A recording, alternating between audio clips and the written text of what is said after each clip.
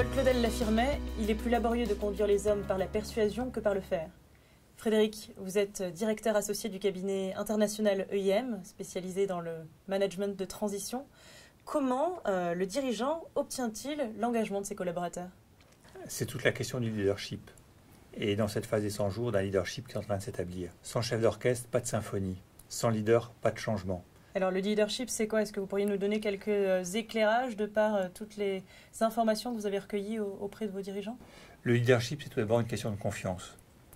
Confiance des équipes dans l'entreprise, dans le dirigeant et dans son projet.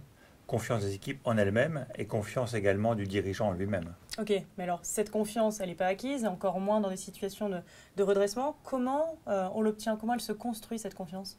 La confiance se construit par les actes, et notamment par l'exécution cohérente de l'agenda des 100 jours. Bien écouter au départ, prendre rapidement des premières décisions, dire ce qu'on va faire ce qu'on a dit, et démontrer par des premiers résultats qu'on en avance. D'accord, donc décider et agir pour instaurer un climat de confiance. D'autres points clés comme ça? Le leader a deux autres rôles essentiels. Un, guider les équipes, fixer une voie et tenir l'organisation des équipes focalisée sur cette voie et sur ses priorités. Et deuxième point? Deuxième point, c'est de fixer et de faire respecter les règles du jeu collectif. Il instaure une discipline de réunion, il définit des responsabilités, il suit l'avancement effectif des projets, il promulgue et il fait respecter des règles de comportement. Et la communication dans tout ça? La communication est effectivement cruciale, vous avez raison de le souligner, mais la parole n'est rien sans les actes.